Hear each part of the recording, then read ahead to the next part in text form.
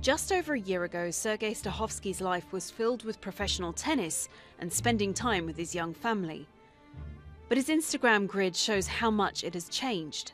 Photos of luxury vacations replaced by images from the front lines of Ukraine's war. His racket and tennis gear swapped for a gun and military fatigues. The worst thing about being out here is the measure of somebody lost a family member, somebody's lost a friend, families lost their home, parents lost their child. That's what we see daily. Stakhovsky is a member of a mortar unit with Ukraine's National Guard.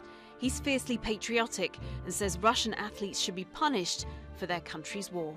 They should ban all Russian and Belarusian athletes worldwide from competing and show them that unless Russia stops this war or invasion of war and slaughter of civilian population of Ukraine, they have no place in a free and democratic world. But the International Olympic Committee has recently softened its stance, hinting at a way for Russian and Belarusian athletes to return to competition.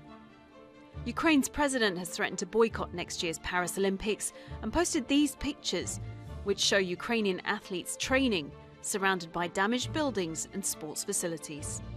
As we prepare for the Paris Olympics, we must be sure that Russia will not be able to use it or any other international sports event to promote aggression. In the first half of the 20th century, too many mistakes were made in Europe that led to very terrible tragedies. There was also a major Olympic mistake. The Olympic movement and terrorist states definitely should not intersect. Sports diplomacy has played a role in the war from the beginning.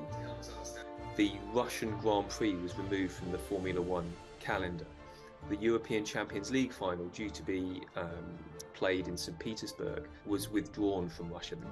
Do sports boycotts like that of Russian athletes work?